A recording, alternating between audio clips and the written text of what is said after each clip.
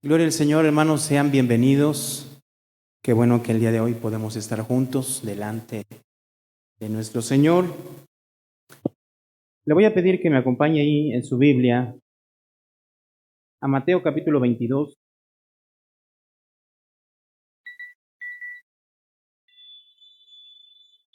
Mateo capítulo 22.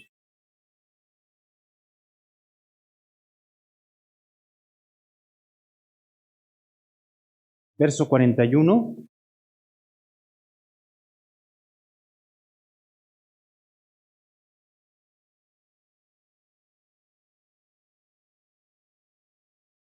Le voy a dar lectura hasta el verso 46. Dice así la palabra del Señor. Y estando juntos los fariseos, Jesús les preguntó, diciendo, ¿qué pensáis del Cristo? ¿De quién es hijo? Le dijeron, de David. Él les dijo, pues como David en el Espíritu le llama Señor, diciendo, dijo el Señor a mi Señor, siéntate a mi diestra, hasta que ponga a tus enemigos por estrado de tus pies. Pues si David le llama Señor, ¿cómo es su hijo? Y nadie le podía responder palabra, ni osó alguno desde aquel día preguntarle más. Oremos. Bendito Señor, en esta hora delante de tu presencia estamos agradecidos porque nos permites escuchar tu voz. Gracias porque podemos, Señor, ir a tu palabra y esa palabra es una palabra de vida. Trae vida a nosotros porque nos habla de nuestra salvación a través de nuestro Señor Jesucristo. Queremos pedirte ahora, Señor, la obra de tu Espíritu Santo en nosotros, alumbrando los ojos de nuestro entendimiento, dándonos comprensión de tu palabra. Te lo pedimos en esta hora. En el nombre de Cristo Jesús. Amén. Bien. Muy bien, hermanos. Hemos venido meditando acerca del libro de Mateo. Este es el pasaje que meditamos el día de hoy. Es un pasaje que nos habla acerca de cómo nuestro Señor Jesucristo está hablando de sí mismo, quién es Él, y lo está declarando, de cierta manera, lo está declarando a los grupos religiosos que estaban en ese momento en el templo. Si nosotros vemos el verso 41, dice, y estando juntos los fariseos, Jesús le preguntó diciendo, ¿qué pensáis del Cristo? ¿De quién es él? ¿Es hijo? Le dijeron, de David. Y les dijo, pues como David en el Espíritu le llama Señor, diciendo, dijo el Señor a mi Señor, siéntate a mi diestra hasta que ponga a tus enemigos por estrado de tus pies. Y el verso 45 dice, pues si David le llama Señor, ¿cómo es su hijo? Entonces entendemos que lo que está mencionando aquí nuestro Señor Jesús, hermanos, es acerca de que el Mesías, en este caso, Él está hablando en una tercera persona acerca del Mesías. Él es el Mesías. Por eso le está preguntando a los fariseos que cuál es su opinión acerca de quién es hijo el Mesías. Y en realidad, hermanos, esta idea del Hijo de Dios, del Mesías Hijo de Dios, es algo que se ha venido manifestando en el libro de Mateo junto con el Mesías Rey. Es algo que nosotros tenemos que recordar. ¿Por qué es importante esto? Porque a través de esto, a través de lo que vemos en estos pasajes, también hay un cumplimiento en el Antiguo Testamento. Es algo que ya habíamos visto. Vimos parte del cumplimiento en el Antiguo Testamento. Ahora vamos a ver la segunda parte de ese cumplimiento. Miren, cuando Jesús entra en el capítulo 21, hermanos,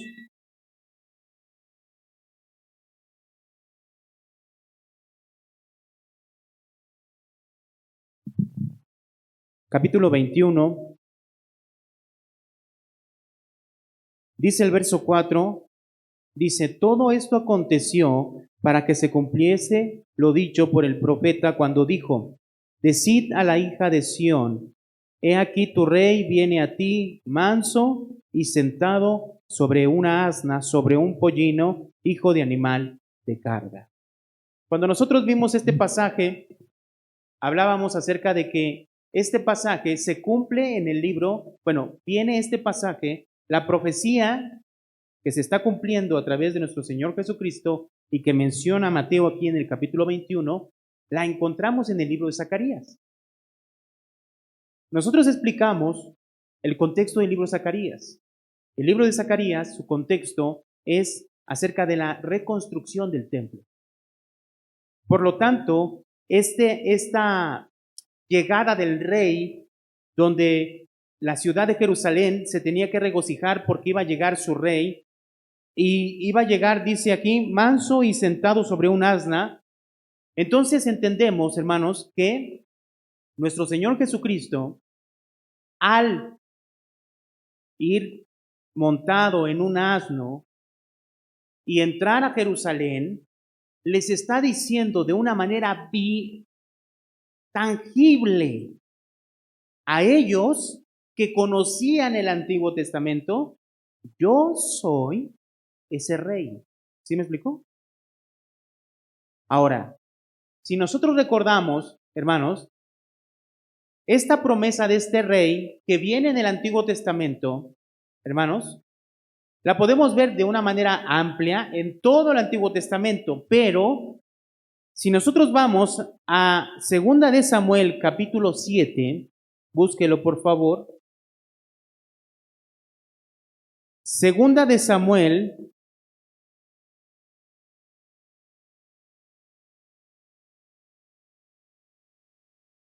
capítulo 7. En el verso 12, recuerden que este pasaje habla que, fíjense, el contexto es David queriendo construir un templo para Dios. Dios le dice que no. Le dice definitivamente que no. De hecho, en el verso 11, en la última parte del verso 11, dice: asimismo Jehová te hace saber que Él te hará casa. ¿Cierto? Ahora, ¿cómo es esto? ¿A qué se refiere? Lo explica en el verso 12. Dice: y cuando tus días sean cumplidos y duermas con tus padres, yo levantaré después de ti a uno de tu linaje, el cual procederá de tus entrañas, y afirmaré tu reino. Hermanos, entendemos que se está refiriendo a un rey, ¿verdad? Pero no se está refiriendo a cualquier rey, o sea, hablando de cualquier rey de su descendencia. ¿Por qué? Porque de David siguieron muchos reyes de la descendencia de David. El punto central aquí es lo que dice entonces este verso, dice: el cual procederá de tus entrañas y afirmaré su reino. Dice el verso 13, mire, ponga atención al verso 13. Él edificará, ¿qué, hermano? Casa a mi nombre, y yo afirmaré para siempre que el trono de su reino. Por lo tanto, aquí a través de este pasaje entendemos que no se refería a su linaje en ese momento como tal, porque su linaje de reyes en esos momentos ciertamente siguió después de él con Salomón, con Roboam, etcétera, pero ese linaje terminó. ¿Cuándo qué? Cuando vinieron los babilonios y conquistaron y destruyeron la ciudad de Jerusalén junto con el templo. Ahora, siguió su linaje. Y en el libro de Mateo, nosotros vimos que Mateo, inmediatamente empezando su libro, relaciona a Jesús, a Jesucristo, ¿con quién? Con David. Y nos muestra una genealogía para que nos demos cuenta que nuestro Señor Jesucristo viene ¿de dónde? De la descendencia de David. Por lo tanto, lo que está haciendo Mateo es presentarnos a Jesús como ese rey prometido.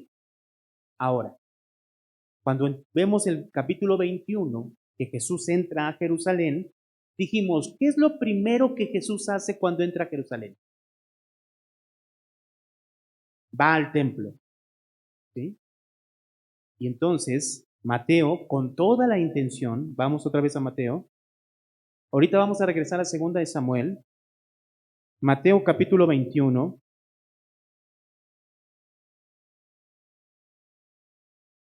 en el verso 12 y verso 13 dice, y entró en el templo de Dios, y echó fuera a todos los que vendían y compraban en el templo, y volcó las mesas de los cambistas y las sillas de los que vendían palomas, y les dijo, escrito está, mi casa, casa de oración será llamada, mas vosotros la habéis hecho, ¿qué? Cueva de ladrones. Recordemos que Jesús está cumpliendo las profecías del Antiguo Testamento. Mateo menciona la profecía del libro de Zacarías. Zacarías está bajo el contexto de la reconstrucción del templo.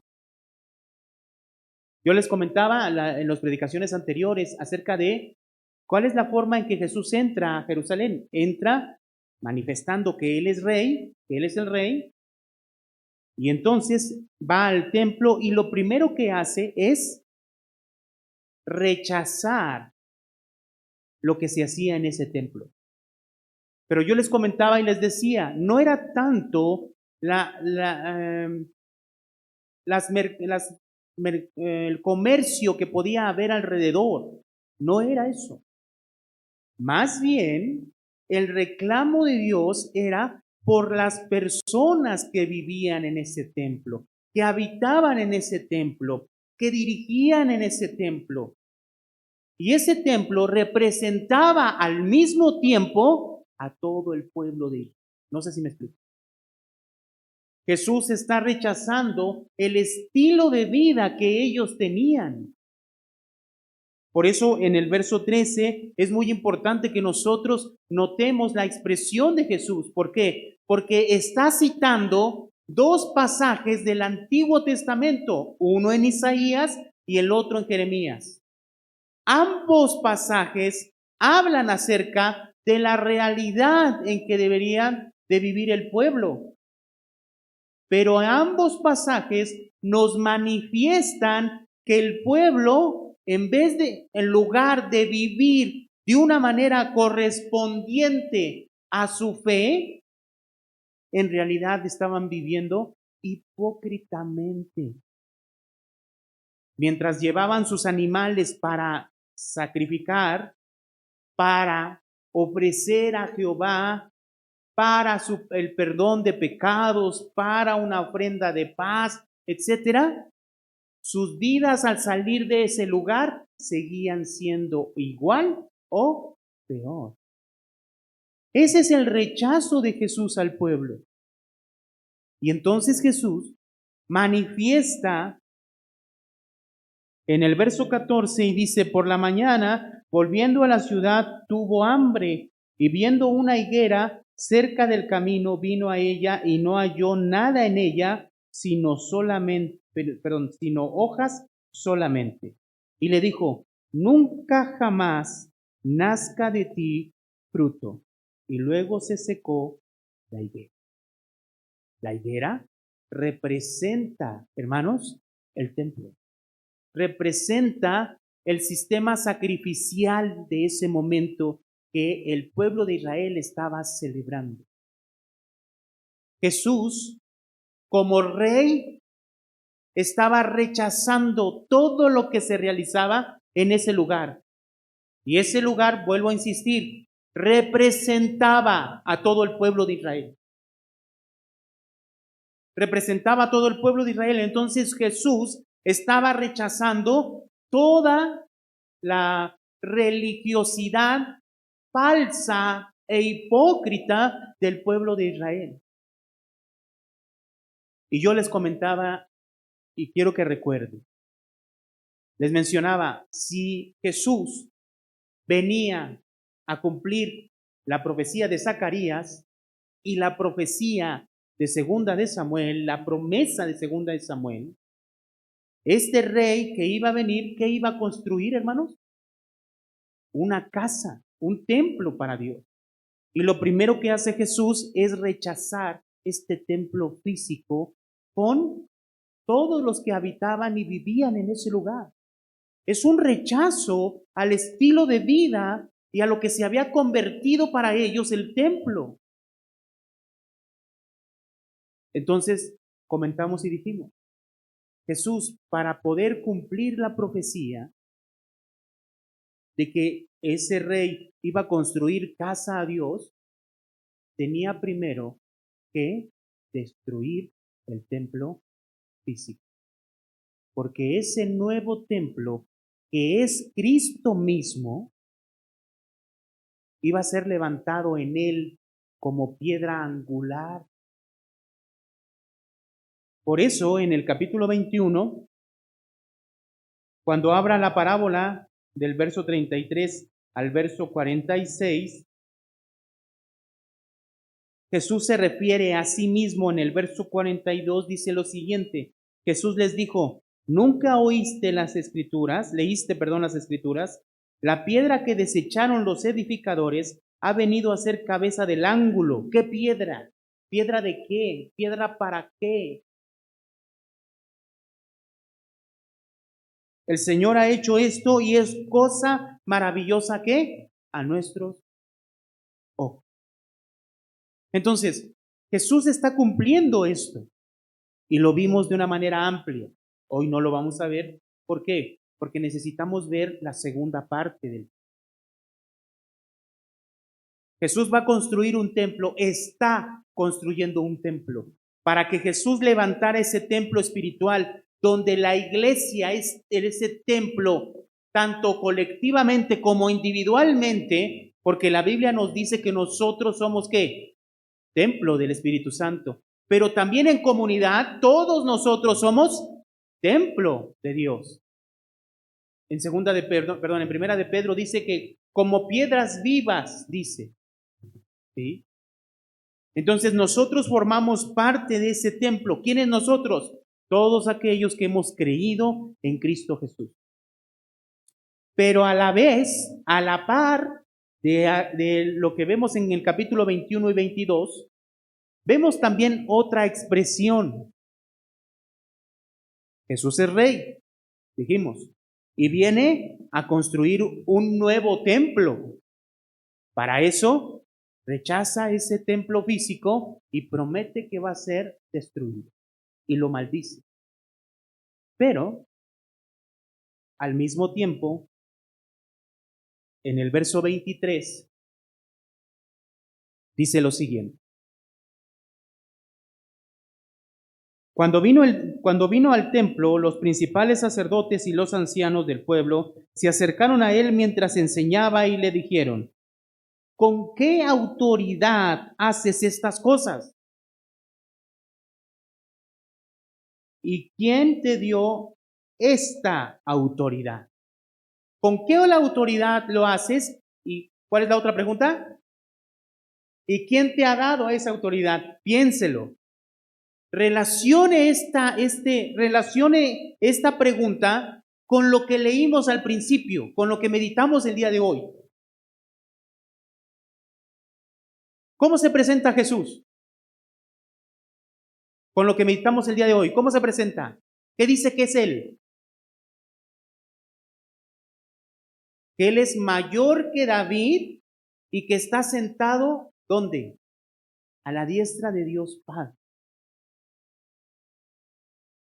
Entonces, cuando vemos esta pregunta, mire cómo, verso 24, respondiendo Jesús le dijo, yo también os haré una pregunta, y si me la contestares, también yo diré con qué autoridad hago estas cosas. El bautismo de Juan, miren lo que está diciendo Jesús. ¿De dónde era? ¿Del cielo o de los hombres? Ellos entonces discutían entre sí diciendo, si decimos del cielo, nos dirá, ¿por qué pues no le creíste? Y si decimos de los hombres, tenemos al pueblo, porque todos tienen a Juan por profeta. Y respondiendo a Jesús dijeron, no sabemos. Y él también les dijo, tampoco yo os digo con qué autoridad hago estas cosas. Muchas personas piensan que Jesús era muy listo, ¿no? Decían, es que aquí la enseñanza es que Jesús es muy listo. No, bueno, claro, es más listo que todos nosotros juntos, porque Él es Dios. Pero seguramente el pasaje no quiere decir que Jesús es listo y entonces se supo zafar de la pregunta de estas personas. No es así. Está mencionando un evento especial. ¿Qué evento especial?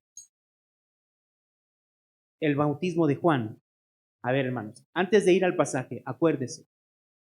¿Qué sucedió en el bautismo de Juan? Se oyó una voz del cielo. ¿Qué dijo esa voz? Este es que mi Hijo amado en el que tengo complacencia. ¿Por qué toma relevancia, hermano? ¿Por qué toma relevancia? Y mire, no solo aquí, sino esta pregunta viene desenvolviéndose. Si nosotros vamos al verso 33, hablando acerca de los labradores malvados, dice así el título que tiene ahí en su Biblia, que no es un título que venga en el original, ¿verdad? Pero en esta parábola, Jesús hace como una tipo analogía. Es una parábola que lleva una analogía detrás. ¿Cuál? Dice el 33. Y oíd otra parábola. Hubo un hombre, padre de familia, el cual plantó una viña, la cercó de vallado, cavó en ella un lagar, edificó una torre y la arrendó a unos labradores y se fue lejos. Y cuando se acercó el tiempo de los frutos, envió sus siervos a los labradores para que recibieren sus frutos. Mas los labradores, tomando a los siervos, a unos golpearon, y a otros mataron, y a otros apedrearon. Envió de nuevo otros siervos más que los primeros, e hicieron con ellos de la misma manera. Finalmente, ¿qué dicen? ¿Les envió qué? Su hijo. Diciendo, tendrán respeto a mi hijo. Verso 31. Mas los labradores, cuando vieron al hijo, dijeron entre sí, mire la expresión de los labradores. ¿Qué dijeron? Este es ¿qué? El heredero.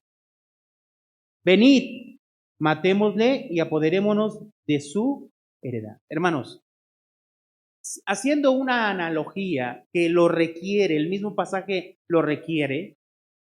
¿Por qué? Porque dice el verso 45, no quiero que se malinterprete, ¿no? No todas las parábolas necesariamente merecen una analogía, pero dice el verso 45, y oyendo sus parábolas, los principales sacerdotes y los fariseos entendieron que hablaban de quién. O sea, es algo que Jesús se lo dijo en parábolas, pero se los dijo de una manera clara para que ellos entendieran que ellos eran estos. Si ellos eran estos labradores malvados que mataron a los siervos que Dios, en este caso, les envió, entonces el Hijo, ¿quién es? ¿Quién es? Es Jesús, el Hijo, ¿cierto? Y cuando nosotros vamos al capítulo 22, en el verso 1 dice, respondiendo Jesús les volvió a hablar en parábolas diciendo, el reino de los cielos es semejante a un rey que hizo fiesta de bodas. ¿A quién, hermano? A su hijo. Entonces entendemos que Jesús es rey y es mencionado como rey, ¿cierto? Ese rey, ¿qué venía a hacer según segunda de Samuel 7? Edificar un templo. Entendemos que no era un templo físico, porque rechazó este templo físico por la forma de vida que había tenido este pueblo, aquellos que habitaban y vivían en el templo. Hipócritamente vivían. No, lo que ellos hacían no correspondía con lo que ellos vivían. Era una vida totalmente corrupta, hermano, alejada de la voluntad de Dios. Por lo tanto, ese templo con los que vivían y moraban en ese templo fueron rechazados por Dios. Y eso lo menciona aquí. ¿Se acuerdan? Según el verso 43. Por tanto os digo que el reino de Dios será quitado de vosotros y será dado a gente que produzca los frutos de él. ¿Se acuerdan de la parábola de las bodas que vimos el domingo? Los convidados, ¿qué dijeron? No fueron. Y cada quien se fue a hacer lo que hacía, sus quehaceres. Y entonces el rey, ¿qué hizo? Invítame a todos, ve por los caminos. Y se llenó de convidados las bodas. Entendemos que se está refiriendo al pueblo de Israel, a los judíos que habían rechazado a Jesús. Pero en medio de ese rechazo, nos anuncia claramente que Jesús es el rey que venía a construir ese nuevo templo, un templo espiritual, pero también nos anuncia que Jesús es el Hijo de Dios.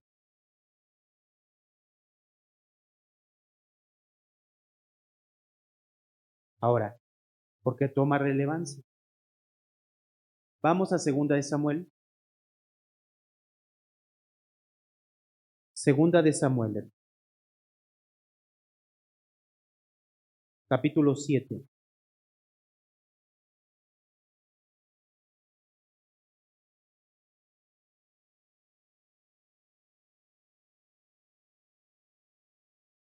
Leímos el verso 12, ¿se acuerdan? Dice el verso 12, y cuando tus días sean cumplidos y duermas con tus padres, yo levantaré después de ti a uno de tu linaje, el cual procederá de tus entrañas, y afirmaré tu reino. Él edificará casa a mi nombre, y yo afirmaré para siempre el trono de su reino. Leemos el 14 juntos, que dice: yo le seré a él padre, y él me será a mí, ¿qué? Y hasta ahí. ¿Qué dice que iba a ser este rey?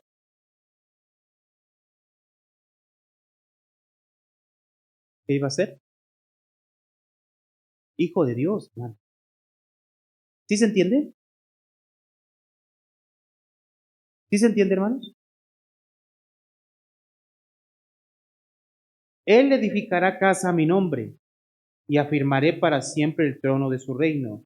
Yo le seré por padre, y él me será a mí hijo. ¿De quién está hablando? Del rey prometido. ¿Sí me explicó? Está hablando del rey. ¿Qué iba a hacer? Iba a construir una casa. Pero este rey era o iba a ser hijo de quién? De Dios.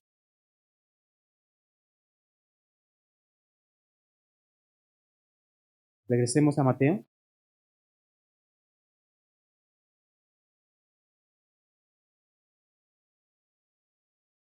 Capítulo 21.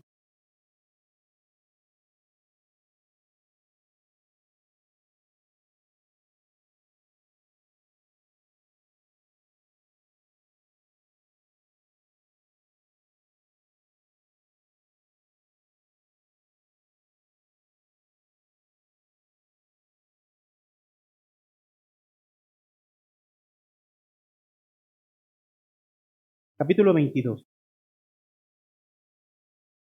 Cuando yo estaba viendo la cuestión del tributo, ¿se acuerdan que dice el verso 13?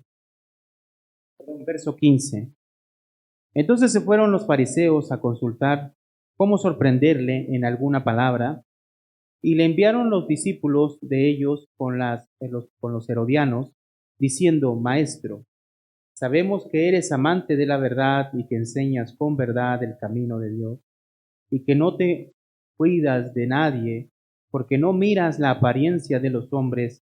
Dinos pues, ¿qué te parece? ¿Es lícito dar tributo a César o no? Podríamos hacer una analogía de todas estas preguntas que le hicieron a Jesús. Sin duda son muy importantes. Pero, ¿qué de interesante para lo que nos compete el día de hoy es este pasaje que vemos aquí? Le mencionaron acerca de dar el tributo o no darlo. Dice el verso 3, el verso 18. Pero Jesús, conociendo la malicia de ellos, les dijo: ¿por qué me tentáis, hipócritas? Mostradme la moneda del tributo. Y ellos le presentaron un denario. Un denario era el pago de un día de salario, ¿no? Del jornalero.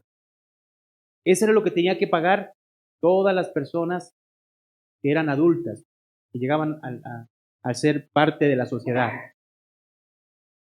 Dice el verso 20. Entonces les dijo: ¿de quién es esta imagen y la inscripción? Yo me puse a investigar un poco acerca de la imagen y de la inscripción que tenía. Esta traducción, hermanos, obviamente está en latín, la, la traducción, la inscripción que tenía la moneda. La imagen era de Tiberio, de César, ¿sí? Pero tenía, hermanos, una leyenda, la moneda. Esta leyenda dice así: Ti César divi ab Augustus, en el latín. Significa César, hijo del divino Augusto.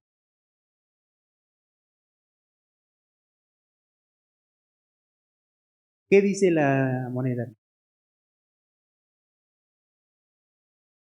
La moneda que le presentaron a Jesús, que era la moneda que tenían que ellos que pagar, el tributo que ellos tenían que pagar todo el año, perdón, cada año, decía que Tiberio era hijo del divino Augusto.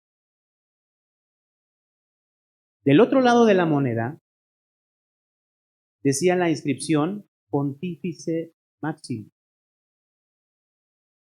el máximo pontífice. ¿Qué significa esto? Cuando Jesús ve la imagen, le pregunta: ¿de quién es la imagen de la inscripción? ¿Y qué dijeron? Es esta. Cierto, sí.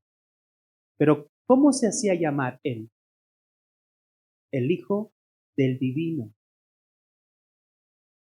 Hermanos, ¿de qué venimos hablando? Jesús, ¿cómo se presenta a sí mismo? ¿Como hijo de quién? De Dios. Esta idea que Mateo nos está dando, hermanos, corre por todo el capítulo 21 y 22, mostrando que Jesús es el Rey que cumple la promesa que se le dio a David. Vamos, hermanos, a Salmo capítulo 2. Busque Salmo capítulo 2.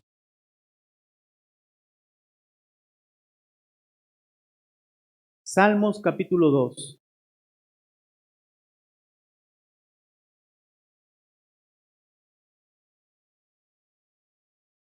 Mire lo que dice el Salmo capítulo 2. ¿Por qué se amotinan las gentes y los pueblos piensan cosas vanas? Se levantarán los reyes de la tierra y príncipes consultarán unidos contra Jehová y contra su ungido, diciendo. Entonces aquí en este verso 2 ya nos presenta a su ungido, ¿verdad? Ahora la palabra ungido que nos muestra aquí, en el original hebreo es Mashiach, Mesías. El verso 3 entonces dice, rompamos sus ligaduras y echemos de nosotros sus cuerdas. Significa que los reyes de la tierra, el mundo entero, se está rebelando en contra de quién, de la autoridad, de quién, de Jehová y de su ungido, del Mesías. Verso 4. El que mora en los cielos se reirá. El Señor se burlará de ellos. Luego hablará a ellos en su furor y los turbará con su ira. Pero yo he puesto, ¿quién, hermano? Mi rey, ¿sobre quién? Sobre Sión, mi santo monte. Está hablando entonces del ungido de Dios, está hablando del Mesías, que es lo mismo, y está hablando ya aquí de que él ha puesto su rey en Sión. No son dos personas diferentes, no está hablando de dos personas, está hablando de la misma. El Mesías, el ungido de Dios, es el rey. Verso 7. Dice, yo publicaré el decreto. Jehová me ha dicho. ¿Leemos juntos? Mi hijo eres tú, yo te engendré hoy. El Mesías, rey, ¿qué era? Hijo de Dios. ¿Y qué nos está mostrando el capítulo 21 y 22 del libro de Mateo? No nada más eso. Si nosotros comenzamos a ver desde el capítulo 3 en el bautismo de Jesús, ¿cuáles son las palabras? ¿Se escuchan desde el cielo? Este es mi Hijo amado, en el que tengo complacencia. ¿Se acuerdan en el monte de la transfiguración? ¿Qué es? Se oyó esa voz en la nube, ¿no? Que es la presencia de Dios. ¿Y qué dijo? Este es mi Hijo, a él oí. ¿Qué nos está mostrando el libro de Mateo al mismo tiempo? Este rey es que Hijo de Dios. ¿Se acuerdan de la expresión de los labradores cuando ven que envió a su hijo? ¿Qué dijeron? ¿Se acuerdan? Pero dijeron, este es que el heredero. Este es el heredero. ¿El heredero de qué? ¿Cómo termina esta parte? ¿No? Termina en forma parcial. Yo sé que termina en forma parcial. Pero ¿cómo termina el libro de Mateo, el capítulo 22? Yo sé que en el original no termina, no hay versículos, ni capítulos, ni nada, ¿no? Pero ¿cómo termina el capítulo 22? ¿Con qué historia? Jesús les hace ahora una pregunta a los fariseos. ¿Y qué les dice? ¿Qué pensáis del Cristo? Les dice. Pero les hace otra pregunta, les dice, ¿de quién es hijo? ¿De quién es hijo? ¿Y ellos qué dijeron? De David. En cierta manera, humanamente hablando, podemos decir que sí, es cierto, ¿no? Pero, en realidad, ¿qué dice el verso 40? Y les dijo, pues como David en el Espíritu le llama Señor, diciendo, dijo el Señor a mi Señor, siéntate a mi diestra hasta que ponga a tus enemigos, ¿por qué? ¿Por estrado de qué? De ti. ¿Qué significa eso? Jesús, ¿qué está mostrando? Jesús, ¿qué está enseñando a través de eso? Jesús está diciendo, el Mesías, el Cristo, es mayor que quién, que David. Pero, ¿por qué? Porque es el Hijo de Dios. ¿Y esto cómo lo expresa? Dice el verso 44, en palabras de David, en el Salmo 110, verso 1, dice, dijo el Señor, ¿quién sería este Señor? Dios Padre. Dijo el Señor, Dios Padre, ¿a quién? A mí, Señor. ¿Quién? El Mesías. En este caso, ¿quién? Nuestro Señor Jesucristo. Entonces, ¿de quién es hijo el Mesías? ¿Sí me explicó? La pregunta aquí es, ¿quién es el hijo? ¿Quién es? El Mesías. ¿Y qué se cumple? Cumple lo dicho por Dios a través del profeta Natán a David. Yo te voy a levantar. ¿Cómo es eso? Un rey, el cual me va a construir un templo y yo seré a él padre y él me será. ¿Sí? Es el heredero. Es el que se sienta a la diestra de Dios. ¿Sí me explico, hermano?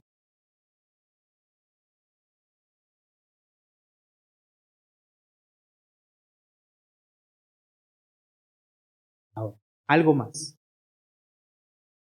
Algo más aquí. En este capítulo 22,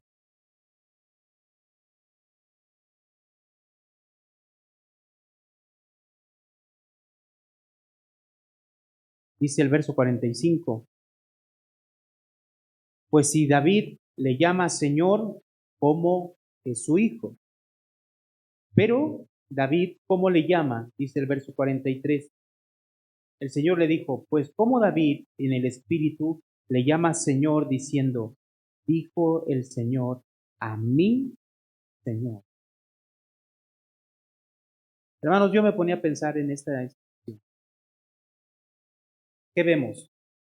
Vemos el rechazo continuo, sistemático, repetitivo del pueblo de Israel. ¿A quién? A Jesús, al Rey, al Hijo de Dios, el cual viene a establecer el reino de nuestro Dios. A ese reino al que hemos sido nosotros llamados. ¿Y cuál fue el llamado a ese reino? Arrepentíos porque el reino de los cielos se ha acercado. ¿Y quién se acercó? El rey de ese reino de los cielos, ¿cierto? Yo sé que a lo mejor no se acuerda y algunos a lo mejor sí se van a acordar de lo que voy a decir. Pero mencionábamos y dijimos, cuando nosotros hablamos de esa expresión de arrepentíos porque el reino de los cielos se ha acercado, ¿qué es lo que tenemos que entender a través de esa expresión? ¿Quién se acercó? El rey del reino de los cielos. Entonces dijimos, ese rey del reino de los cielos, obviamente es el rey, el soberano, ¿de qué? Del reino. Para establecer un reino se necesitan tres factores. ¿Cuáles son? Gobierno, territorio y pueblo. ¿Sí? De ese reino de los cielos, de esos tres factores, ¿quién fue el que se acercó? El gobierno, el rey. El rey. ¿Para qué? ¿Para tomar a quién? Su pueblo. ¿Y quién es ese pueblo?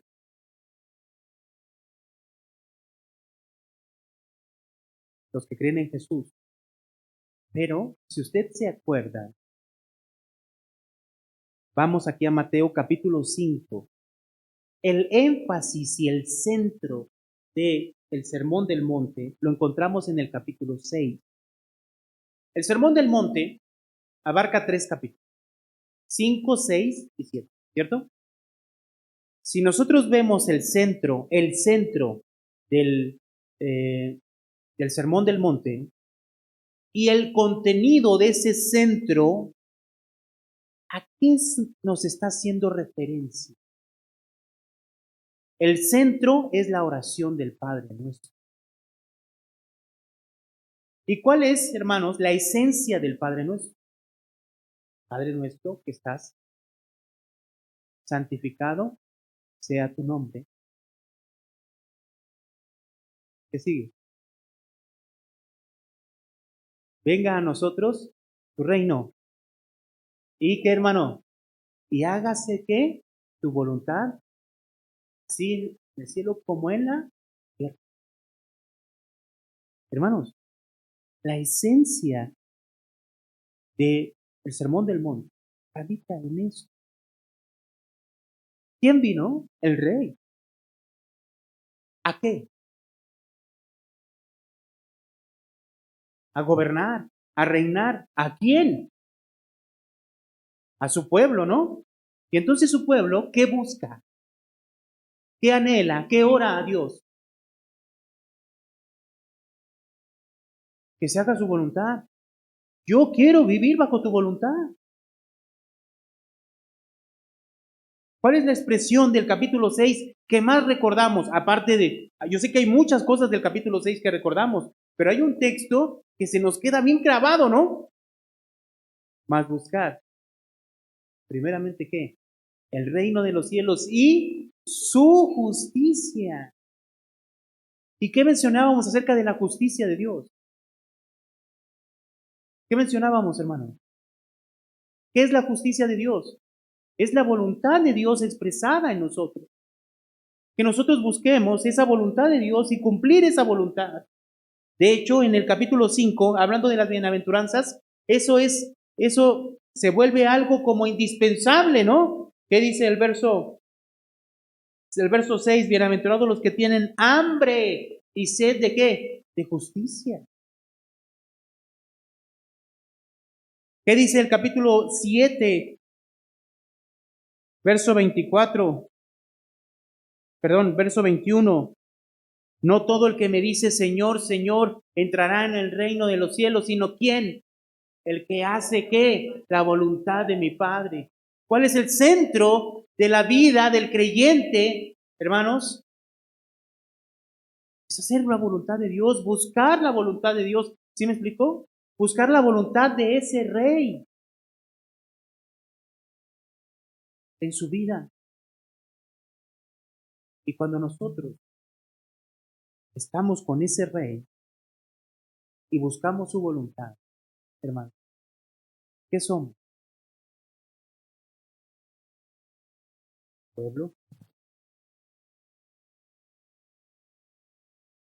¿Algo más? ¿Somos? ¿Eh? ¿Ah?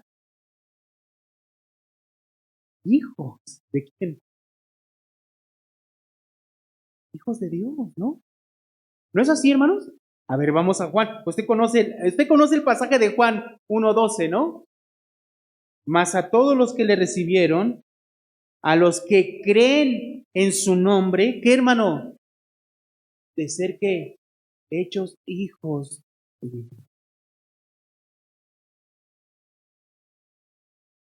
¿Jesús quién es? Rey. ¿Y qué más? Hijo de Dios. Es el que está construyendo un templo. ¿Con quiénes? Con nosotros. ¿Qué somos nosotros al creer en Cristo? Hijos. Nos ha dado el derecho de ser hijos. ¿Y quiénes son estos hijos de Dios? Los que buscan la voluntad del Rey. Jesús, Rey.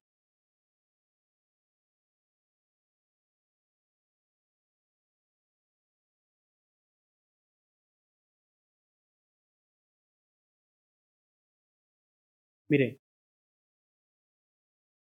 por último, ahí en el capítulo 22,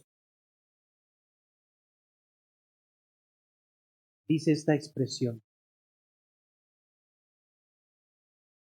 Jesús pregunta de quién es hijo el Mesías, ¿no? El Cristo. Ellos dijeron de David, verso 43.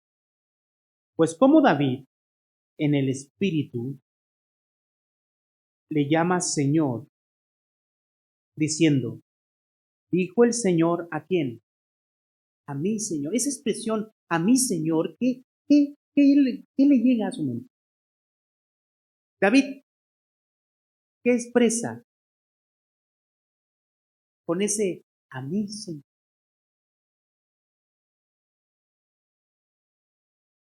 Lo expresa como mayor que Él, ¿no? Pero expresa, ah,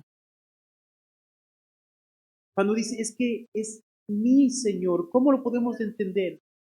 Mi Señor, mi dueño, mi soberano, pero esta expresión mi es una expresión que habla no de algo forzado, no sé si me explico, sino algo que nace, que le nace. No sé si me estoy explicando. Es que es mi Señor. Es, es el fruto de lo que él estaba sintiendo en ese momento en relación a quién, a ese Mesías. Pero, ¿quién es el que está obrando en él? Según lo que dice que es el Espíritu Santo de Dios. Ahora, si usted se acuerda,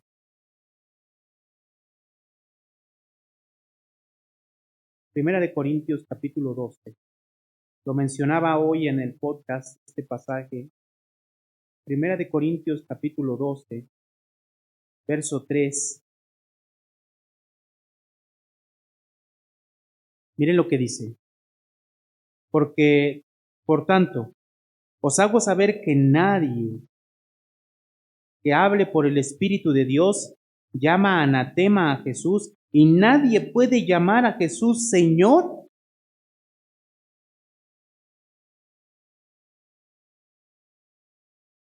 Entonces, ¿qué significa?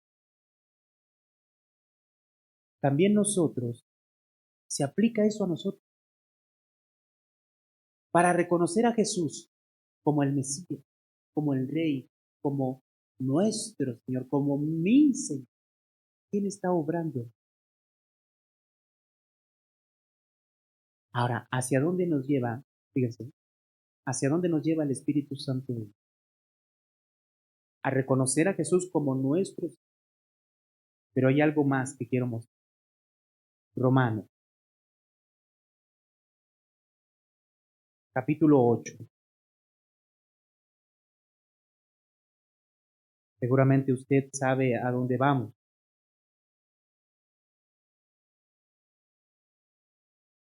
Verso 14, 8:14. Porque todos los que son guiados por el Espíritu de Dios, hermanos, estos son hijos de Dios. Pero hay algo más abajo. Verso 15. Pues no habéis recibido el espíritu de esclavitud para estar otra vez en temor, sino que habéis recibido el espíritu de qué? De adopción, por el cual clamamos. ¿Qué? Miren, hermano, cuando nosotros ah, no alcanzamos a dimensionar la obra de nuestro Señor Jesucristo,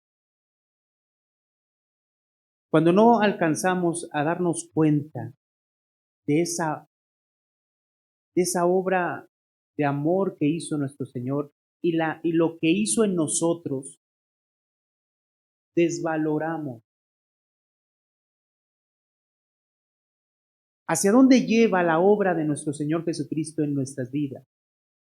Ese Espíritu Santo que nuestro Señor Jesucristo ha puesto en nosotros nos lleva a reconocerle a Él como Señor de nuestras vidas.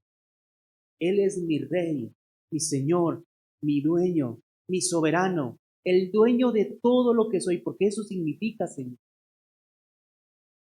Pero nos lleva ¿a qué? A tener una comunión de padre e hijo. ¿Con quién? Con el Padre.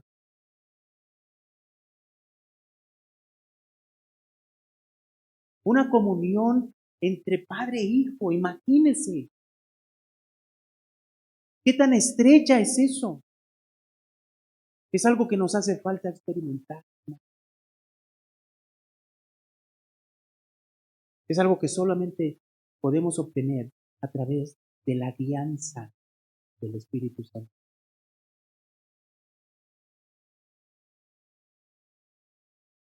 Pero la realidad, hermanos, es que no nos esforzamos.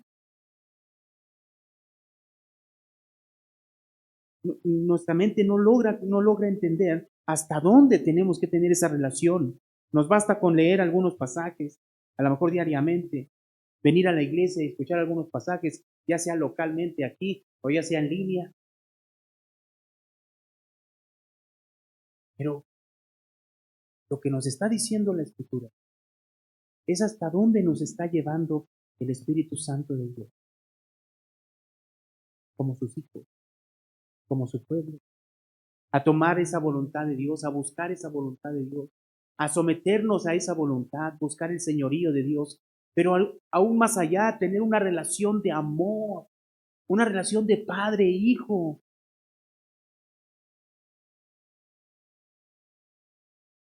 Hasta eso es donde nos quiere llevar, nos quiere llevar Jesús desde el Espíritu Santo.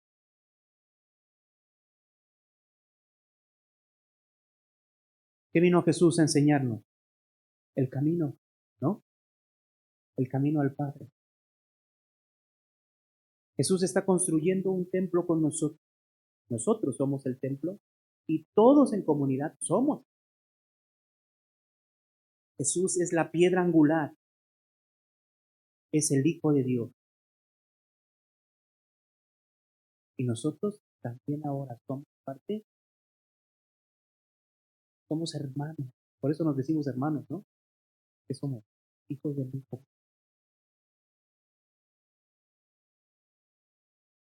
Vamos.